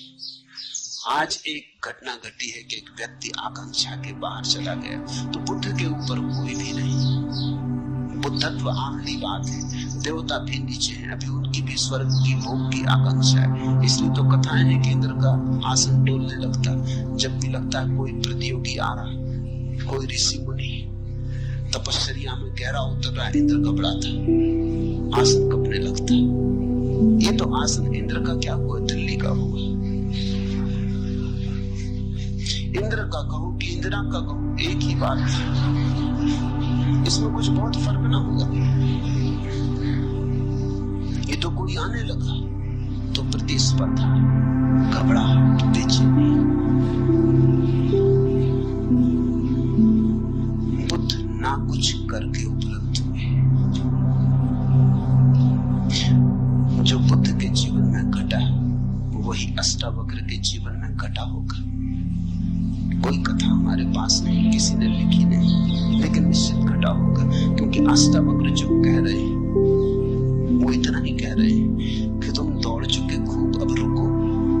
दौड़ के नहीं मिलता परमात्मा, रुक के मिलता है। खोज चुके खूब, अब खोज छोड़ो, खोज के नहीं मिलता सत्य, क्योंकि सत्य खोजी में छिपा है, खोजने वाले में छिपा है। कहां भागते फिरते हो, कस्तूरी कुंडल बसे। लेकिन जब कस्तूरी का नाफा टूटता है तो मृग पागल हो जाता है, कस्तूरी मृग पागल हो जाता है, भागता है, इधर भागता उधर भागता, खोजता है कहां से आती ये गंध, कौन खींचे ले आता है सुवास को, कहां से आती, क्योंकि उसने जब भी गंध आती देखी तो कहीं बाहर से आती देखी। कभी फूल की गंध थी, कभी कोई और गंध थी, लेकिन सदा बाहर से आती थी। आज जब गंध भीतर से आ रही तब भी वो सोचता है बाहर से ही आती होगी, भागता है। और कस्तूरी उसकी ही कुंडल में बसी है। कस्तूरी कुंडल बसे, परमात्मा तुम्हारे भीतर बसा है। तुम जब तक बाहर खोजते रहोगे योग में भोग में व्यर्थ। साधारण योगी भोग के बाहर ले जाता है, अष्टावक्र योग और भोग दोनों के बाहर ले जाते हैं, योगातीत भोगातीत। इसलिए तुम पाओगे सांसारिक का अहंकार होता है, तुमने योगी का अहंकार देखा ही नहीं। सांसारिक का क्रोध होता है, तुमने दुर्वासाओं का क्रोध देखा ही नहीं।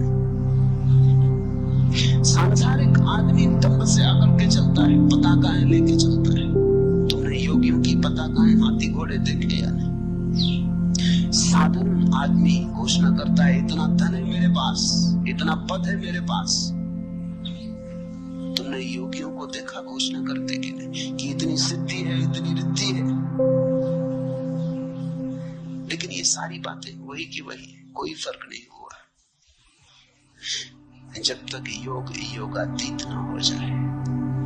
जब तक व्यक्ति मैं करता हूं इस भाव से समग्रतया मुक्त ना हो जाए, तब तक कुछ भी नहीं हुआ। तब तक तुमने सिर्फ रंग बदले, तब तक तुम गिरगिट हो, जैसा देखा वैसा रंग बदल लिए, लेकिन तुम नहीं बदले, रंग ही बदला। सदा से खोजियों का ये अवलोकन रहा है कि परमात्मा उपलब्धि अत्यंत दुस्साध्य घटना है। ये बात एक अर्थ में सच है।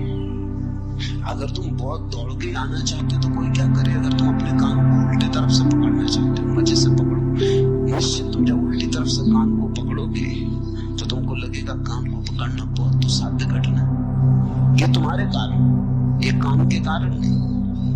अब अगर तुम सिर के बल खड़े होकर चलने की कोशिश करो और 10-5 कदम चलना भी बहुत कठिन हो जाए और तुम कहो कि चलना बहुत दुस्साध्य घटना है, तो तुम गलत भी नहीं कह रहे, तुम ठीक ही कह रहे। लेकिन सिर के बल तुम खड़े हो, जो पैर के बल चल रहे हैं उनके लिए चलने में कोई दुस्साध्य घटना नहीं। अब तुम उपवास करो, आग में तपाओ, धुनी रमाओ, नाहक शरीर को कष्ट दो, सताओ, 1000 तरह की पागलपन करो, फिर तुम कहो कि परमात्मा को पाना बड़ी दुस्साध्य घटना है। ठीक ही कह रहे हो। जहां तुम सहज पहुंच सकते थे वहां तुम असहज होकर पहुंच रहे हो, तो साथ मालूम होता है। तुम्हारे पहुंचने में भूल हो रही, लेकिन असाध्य को आदमी क्यों चुनता है ये भी समझ लेना चाहिए। सिर के बल चलने का मजा क्या है जबकि तुम्हारे पास पैर। सिर के बल चलने का एक मजा है, और वो मजा ये है, मजा है अहंकार का मजा। मुल्ला नसरुद्दीन एक झील में मछलियां मार रहा था। घड़ी तो घड़ी में देखता रहा, उसकी मछलियां पकड़ने कुछ आते नहीं, झील में मछलियां हैं भी नहीं ऐसा मालूम होता।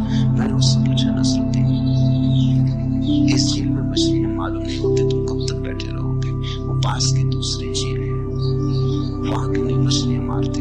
यहाँ कोई दूसरा मछुआ दिखाई भी नहीं पड़ता, वहीं सब मछुए। नसरुद्दीन ने कहा मारने से सारी क्या? अरे वहां इतनी मछलियां कि मछलियों को तैरने के लिए जगह भी नहीं, वहां मारी तो क्या मारी, यहाँ मछली मारो तो कोई बात। असाध्य में भी आकर्षण है। जितना असाध्य काम हो उतना अहंकार मजबूत होता है।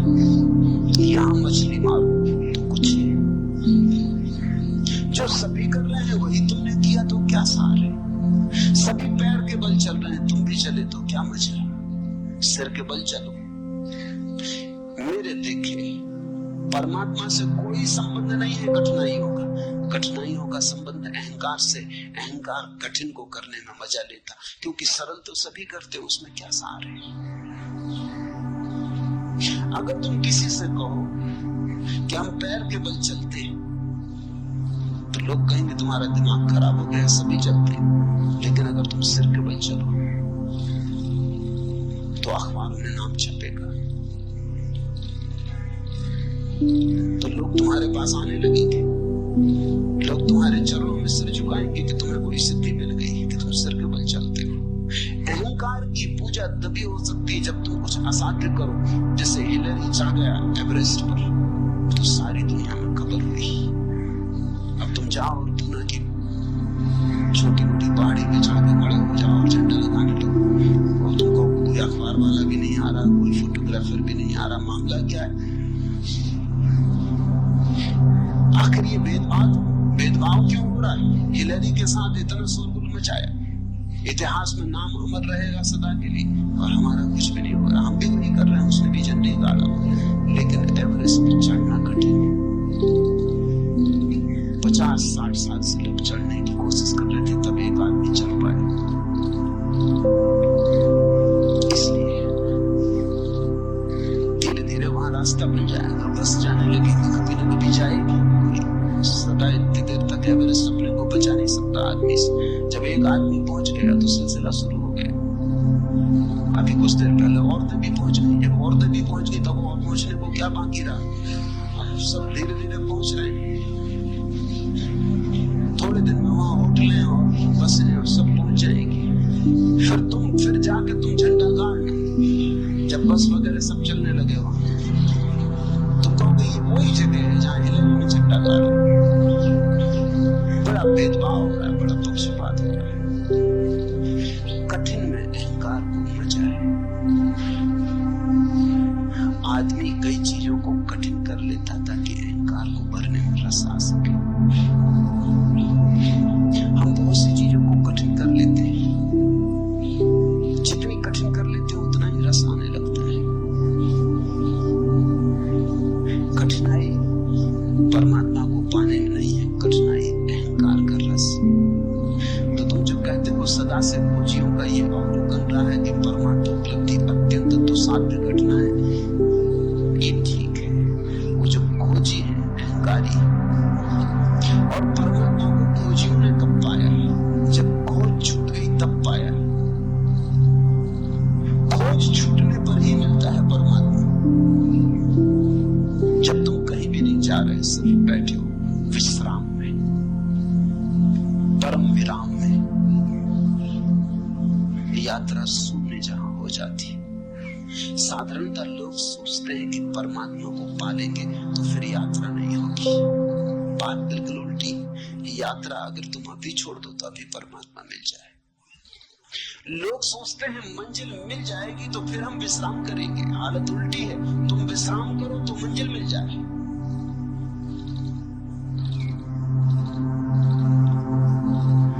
विश्राम ध्यान और समाधि का सूत्र है, श्रम अहंकार का सूत्र है। इसलिए तुम पाओगे कि जितना जिस धर्म के भीतर श्रम की व्यवस्था है साधु के लिए, उतना ही अहंकारी साधु होगा। जैनियों का साधु जितना अहंकारी, उतना हिंदुओं का नहीं। क्योंकि जैन साधु कहेगा हिंदू साधु इसमें रखे क्या, कोई भी हो जाए। जैन साधु कठिन मामला है। एक बार भोजन, अनेक उपवास, सब तरह की कठिनाइयां। फिर जैन भी दिगंबरों स्वतांबरों के साथ में, दिगंबर साधु कहते हैं स्वतांबरों में क्या रख कपड़े पहने बैठे।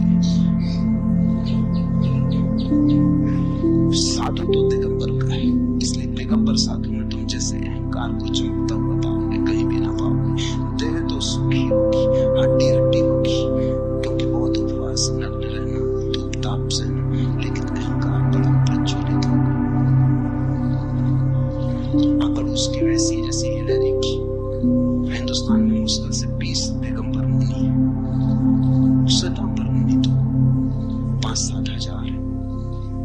हिंदुओं के तो सन्यासी 50 लाख।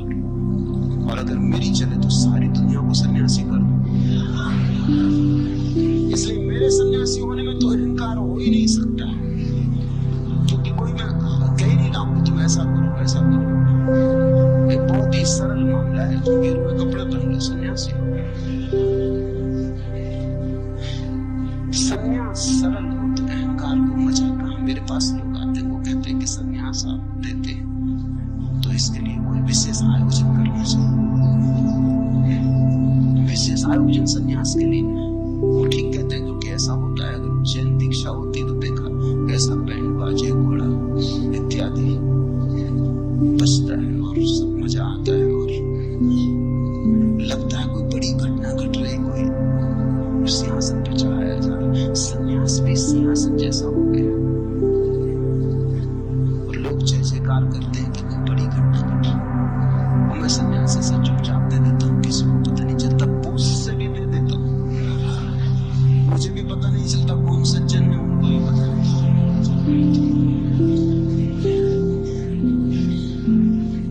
मेरे देखे संन्यास सरल होना चाहिए। मेरे देखे परमात्मा विश्राम में मिलता है, अहंकार में नहीं, कृत्य नहीं है, खोज नहीं। परमात्मा मिला ही हुआ है। तुम जरा हल्के हो जाओ, तुम जरा शांत हो जाओ, तुम जरा रुको, अचानक तुम पाओगे वो सदा से था।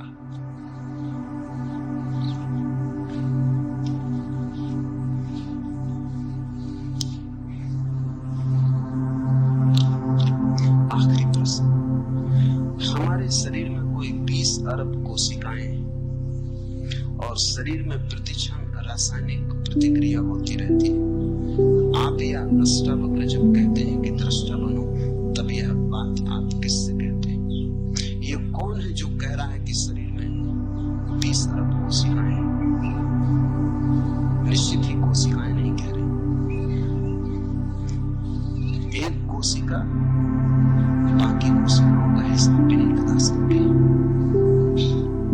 ये 20 अरब कोशिकाएं हैं शरीर में, अरबों खरबों सेल हैं शरीर में। ये कौन कह रहा है? ये किसने पूछा? ये किसको पता चला? जरूर तुम्हारे भीतर कोशिकाओं से भिन्न कोई है जो गिनती कर लेता कि 20 अरब कोशिकाएं। हमारे शरीर में कोई 20 अरब कोशिकाएं हैं और शरीर में प्रतिक्षण रासायनिक प्रतिक्रिया होती रहती है। आप या अष्टावक्र जब कहते हैं कि दृष्टा बनो, तब यह बात आप किससे कहते हैं? उसी से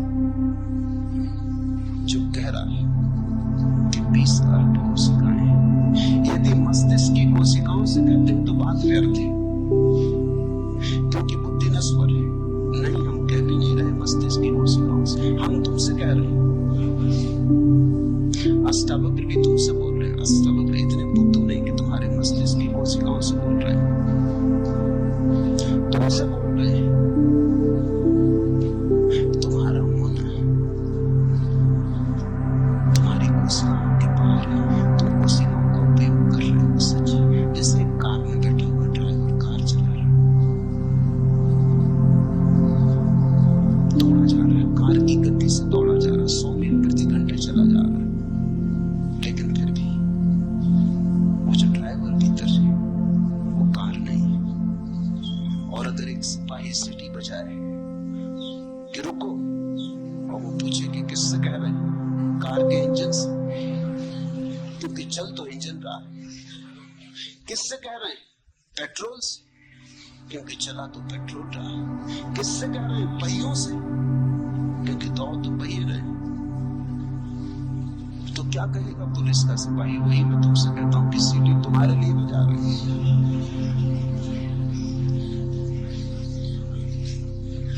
यदि आप आत्मा को जगा रहे हैं तो भी बात व्यर्थ है, क्योंकि आत्मा तो जागी ही हुई है। उसको जगाना और पहचानो कहना तो बेवकूफी है। बिल्कुल ठीक बात है, आत्मा तो जागी हुई रही, उसको जगाने का कोई उपाय नहीं, और हम उसको जगा भी नहीं रहे। मामला कुछ ऐसा है कि तुम बने हुए पड़े, जागे हुए पड़े और आंखें बंद किए। सोए को जगाना तो बहुत आसान है। हिलाओ हिलाओ, पानी छिड़को, जागेगा। जागा हुआ अगर कोई आदमी पड़ा हो, आंखें बंद करके ढूंढ करता हो सोने का, इसको कैसे जगाओ? छिड़को पानी, कोई फर्क नहीं पड़ता। हिलाओ डुलाओ, हिल डुल के फिर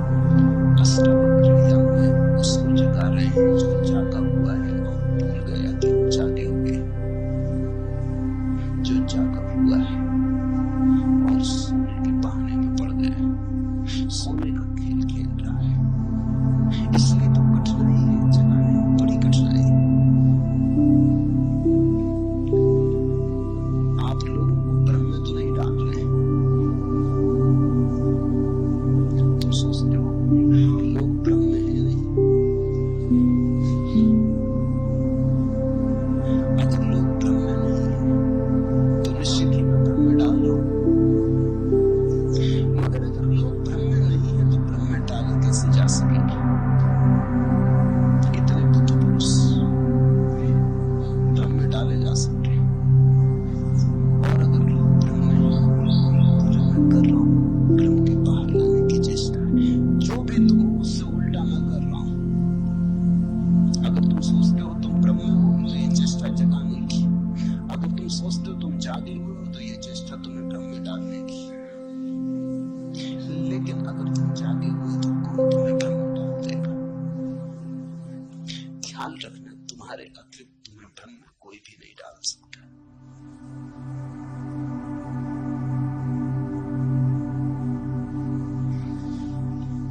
और तुम्हारे अतिरिक्त तुम्हें कोई जगा भी नहीं सकता। जगाने की चेष्टा कोई कर सकता है, लेकिन जब तक तुम सहयोग न करोगे तुम जागोगे नहीं, क्योंकि नींद थोड़ी है कि कोई तोड़ दे। तुम बने हुए पड़े हो, तुम्हारा सहयोग जरूरी है। सहयोग का अर्थ ही शिष्यत्व है। सहयोग का अर्थ ही है कि कोई जगाने वाले के पास तुम जाते हो, तुम कहते हो मेरी पुरानी आदत हो गई अपने को धोखा देने की, जरा मुझे साथ दे, जरा मुझे सहारा दे कि इस आदत के बाहर निकल।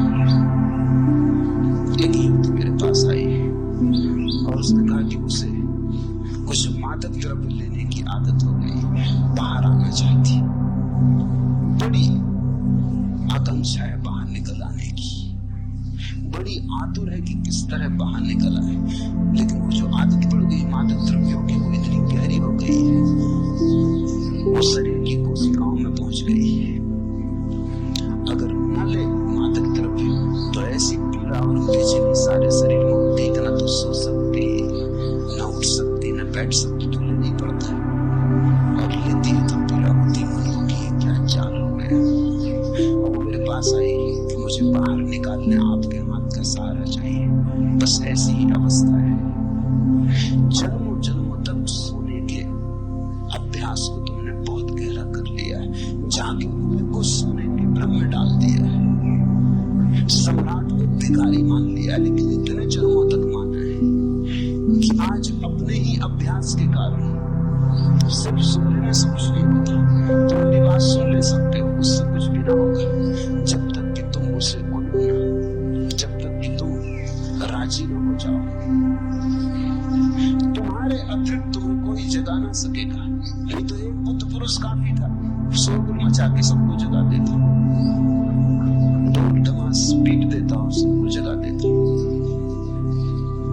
इधर 100 आदमी सो रहे तो एक आदमी जगाने के लिए काफी, वस्तु तो आदमी की भी जरूरत है, अलार्म घड़ी भी जगा देती। एक आदमी आ जाए और ढोल पीट दे सब उठ जाएंगे, घंटा बजा दे सब उठ जाएंगे। लेकिन ये क्यों नहीं हो सकता कि बुद्ध पुरुष हुए, महावीर हुए, अष्टावक्र हुए, कृष्ण हुए, क्राइस्ट हुए, जरथुस्त्र, लाओस, इन लोगों ने ऐसा क्यों ना किया कि जोर से घंटा बजा करके सारी पृथ्वी जाग जाती। घंटा खूब बजाया मगर सो रहा हो तो जागे। यहाँ पड़े हुए लोग पड़े, वो आंखें बंद किए पड़े, सुन लेते घंटे को, कहते बजाते रहो, देखे कौन हमको जगाता है।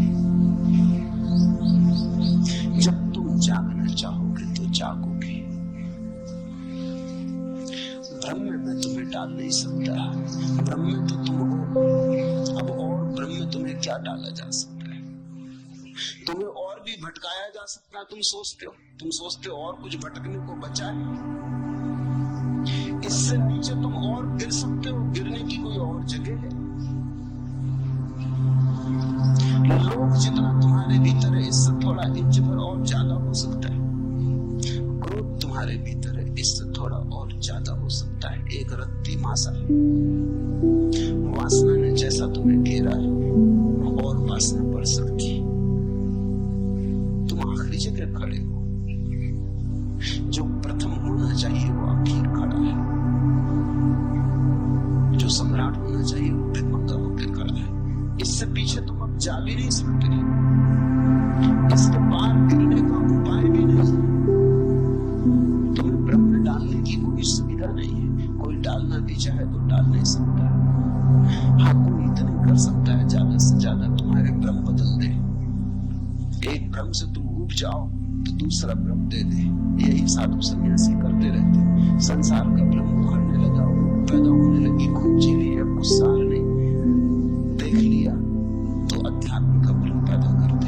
कहे कि चलो अब स्वर्ग का मजा लो, अब थोड़ा पुण्य करो, त्याग तपस्या करो, स्वर्ग में अप्सराएं भोगो, यहाँ बहुत भोग ली। कुछ पाया नहीं। यहाँ चुल्लू चुल्लू शराब पीते रहे, वहां बहस तुम्हें फिरदौस में झरने बह रहे शराब के डुबकियां लगाना। यहाँ क्या रखा है? स्वर्ग में स्वर्ण के महल, हीरे जवाहरातों के वृक्ष, वहां मजा लो, कल्प वृक्षों के नीचे बैठो। यहाँ तो रोना पीना, रोना धोना कर लिया, लेकिन ये नया भ्रम, मैं तुम्हें कोई नया भ्रम नहीं दे रहा। मैं तुमसे सिर्फ इतना कह रहा हूँ, काफी भ्रम देख लिए, अब थोड़ा जागो। साक्षी भाव कैसे भ्रम हो सकता है, थोड़ा सोचो। सिर्फ साक्षी होने को कह रहा हूँ, जो भी है उसे देखने को कह रहा हूँ। कुछ करने को कहता तो भ्रम पैदा होता। तुमसे कहता कि ये छोड़ के ये करो तो भ्रम पैदा होता। तुमसे सिर्फ इतना ही कह रहा हूँ, जो भी कर रहे हो, जहां भी हो, टोटी हो, युक्ति हो, जो भी हो, हिंदू हो, मुसलमान हो, मस्जिद में, मंदिर में हो, जहां भी हो, जागो, जाग के देखो। जागने में कैसे भ्रम हो सकता है? जागे हुए आदमी को भ्रम की कोई संभावना नहीं रह जाती। नींद में सपने होते हैं, जागने में कैसे सपना हो सकता है? और यदि लोग सुख में प्रतिक्रिया करना छोड़ दें तो वे पशु या पेड़ पौधे जैसे तो नहीं हो जाएंगे। पहली तो बात, तुमसे किसने कहा कि पशु पेड़ पौधे तुमसे खराब आदत ले? तुमने ही मान लिया। पेड़ पौधों से भी तो पूछो, पशुओं से भी तो पूछो, थोड़ा पशु की आंख में भी तो झांक के देखो। ये भी आदमी का अहंकार है, वो सोचता है वो पशुओं से ऊपर, और पशुओं की इसमें कोई गवाही भी नहीं ली गई। ये भी बड़े मजे का बात है, एक तरफा निर्णय कर लिया, अपने आप ही निर्णय कर लिया। अगर पशुओं में भी इस तरह की किताबें लिखी जाती होंगी, शास्त्र रचे जाते होंगे, तो उनमें भी लिखा होगा कि आदमी बहुत गया पीता जानवर। मैंने तो सुना है कि बंदर एक दूसरे से कहते हैं कि आदमी पतित बंदर है। डार्विन कहता है कि आदमी बंदर का विकास है, लेकिन डार्विन कौन सी कसौटी? बंदरों से भी तो पूछो, दोनों पार्टियों से तो पूछ लेना चाहिए। बंदर कहते हैं आदमी पतित है, उनकी बात में समझ में आता। बंदर वृक्षों पे, तुम जमीन पे पतित हो। बंदर ऊपर है, तुम नीचे हो। किसी बंदर से टक्कर लेके तो देखो, तो शक्ति बढ़ी कि खोई? जरा एक वृक्ष से दूसरे वृक्ष पे छलांग लेके तो देखो, हड्डी पसली टूट जाएंगी। तो कला आई कि गई, ये तुमसे किसने कह दिया? ये खुद ही मान दिया। ये बड़े मजे की बात है। आदमी की बीमारी में एक बीमारी है कि आदमी मानता है कि वो सबसे ऊपर है। फिर पुरुषों से पूछो तो वो मानते हैं स्त्रियों से ऊपर है। स्त्रियों से भी नहीं पूछे, स्त्रियों की कोई गवाही नहीं ली गई, इस पर कोई वोट नहीं हुआ कभी, क्योंकि पुरुषों ने शास्त्र लिखे, जो मन में था लिख लिए। और इस चीज को तो पढ़ने पे भी लोग लगा रखी थी, कहीं वो पढ़ भी ले तो बाधा डालेंगे, क्योंकि जो पंडित लिख रहा था उसकी पत्नी उसको कष्ट में डाल देती। अगर पढ़ना आता होता तो पढ़ने पे बाधा लगा दी कि वेद पढ़ नहीं सकती, स्त्रियां ये नहीं कर सकती। हद कर दी पुरुषों ने, स्त्रियां मोक्ष भी नहीं जा सकती। मोक्ष जाने के पहले उनको पुरुष होना पड़ेगा, पुरुष पर्याय में होना पड़ेगा। फिर पुरुषों में भी पूछो, गोरा समझता है कि वो ऊंचा है काले से, काले से भी तो पूछो। मैंने सुना है कि अफ्रीका के जंगल में एक अंग्रेज शिकार के लिए गया और उसने अपने साथ एक निगरो को गाइड की तरह लिया। जंगल में दोनों भटक गए और देखा कि वो 100 आदमियों का भाले लिए हुए जंगलियों का एक दस्ता निगरो चला आ रहा है। वो अंग्रेज बहुत घबरा है। उसने अपने गाइड से, निगरो से कहा कि हम लोगों की जान खतरे में। उसने कहा हम लोगों की, मुझे छोड़ो, तुम अपनी सोचो।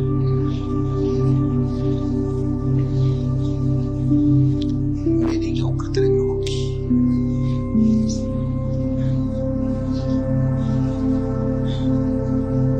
सफेद आदमी सोचता है वो श्रेष्ठ, काला सोचता है वो श्रेष्ठ। जीवों से पूछो, जीवों की किताबों में लिखा है कि अंग्रेज बंदर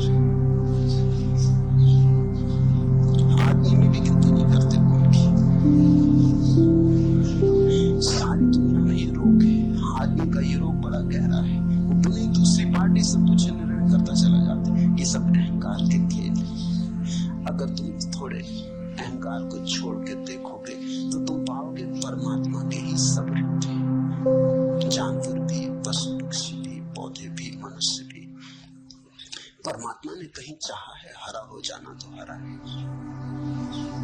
कहीं चाहा है पक्षियों के गीत से प्रकट होना तो वैसा हो रहा है, कहीं चाहा है आदमी होना तो आदमी हो गया। इनमें कोई तरतमता नहीं है, हायरार्की नहीं है, कोई ऊपर नीचे नहीं है। ये सब एक साथ परमात्मा की अनंत लहर है। छोटी लहर में भी वही, बड़ी लहर में भी वही, सफेद लहर में भी वही, काली लहर में भी वही, घास में भी वही, आकाश छूते हुए वृक्षों में भी वही। आध्यात्मिक दृष्टि तो ये कहती है कि इसी क्षण जो भी है वो परमात्मा है। फिर परमात्मा में कोई आगे पीछे कैसे हो सकता है? ये तो बड़ा मुश्किल हो जाएगा। ये तो परमात्मा में भी कुछ नीचे कुछ ऊपर करना कठिन हो जाएगा। एक ही है। साक्षी भाव से देखोगे तो पाओगे सब एक। इसलिए पहले तो ये पूछो ही मत कि यदि लोग सुख दुख में प्रतिक्रिया करना छोड़ दें तो वे पशु या पौधे जैसे तो नहीं हो जाएंगे। हो जाएंगे तो कुछ हर्जा नहीं होगा। हिटलर अगर पशु हो जाए, पौधा हो जाए तो कोई हर्जा है? दुनिया में करोड़ों लोग मरने से बच जाएंगे और तो कुछ हर्जा नहीं हो जाएगा। नादिर साहब अगर शेर होता तो कोई हर्जा होता? 10-5 आदमी को मार के तृप्त हो जाता, भोजन के लिए ही मारता। ऐसे अकारण लाशों से तो नहीं भर देता दुनिया को। इतना तो पक्का है कि पशुओं ने अभी तक एटम बम जैसी कोई चीज नहीं खोजी। खून से काम लेते हैं, बड़े पुराने ढंग से काम चलता है, भोजन के लिए मारते हैं। आदमी अकेला जानवर है जो बिना भोजन की इच्छा के भी मारता है। आदमी जाता है जंगल में शिकार करने, पशुओं पक्षियों को मारता और कहता है आखेट के लिए आए, खेल के लिए आए। और अगर उस पर हमला कर दे तो वो आखेट नहीं, फिर नहीं कहता कि सी खेल कर रहा है, करने तो आखेट हो रही। खेल के लिए मारते हो, कोई पशु नहीं मारता खेल के लिए। और एक और बड़े मजे की बात है कि कोई पशु अपने वर्ग में नहीं मारता। कोई सिंह किसी दूसरे सिंह को मारता नहीं, कोई बंदर किसी दूसरे बंदर की हत्या नहीं करता। सिर्फ आदमी अकेला जानवर है जो आदमियों को मारता है। छोटी चींटी को नहीं मारती, हाथी हाथी को नहीं मारता, कुत्ता कुत्ते को नहीं मारता। लड़ झगड़ ले, मारने वगैरह की बात नहीं करते, हत्या नहीं करते। आदमी अकेला जानवर है जो एक दूसरे की हत्या करता है। आदमी में ऐसा है क्या जिसके लिए तुम इतने परेशान हो रहे हो? टूट जाएगा तो क्या खो जाएगा? पेड़ पौधे बहुत सुंदर है, पशु बड़े निर्दोष। मगर मैं ये नहीं कह रहा कि तुम पेड़ पौधे या पशु हो जाओ। मैं सिर्फ ये कह रहा हूं कि अहंकार छोड़ो। और दूसरी बात, ये मैंने कहा भी नहीं कि सुख और दुख में प्रतिक्रिया करना छोड़ दें। ये अष्टावक्र ने भी कहा नहीं।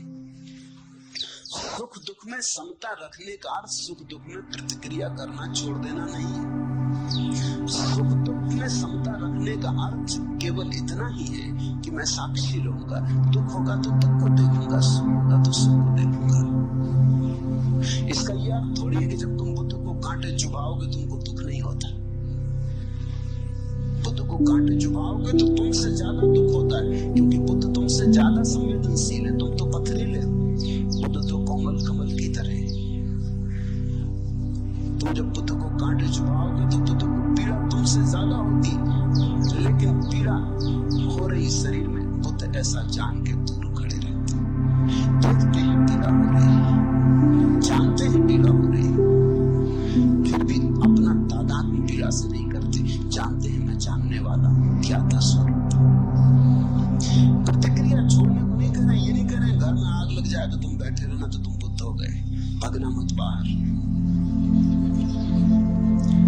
भागते समय भी जानना कि घर चल रहा है, मैं नहीं चल रहा। और अगर शरीर भी चल रहा हो तो जानना कि शरीर चल रहा है, मैं नहीं चल रहा। इसका ये मतलब नहीं कि शरीर को चलने देना, शरीर को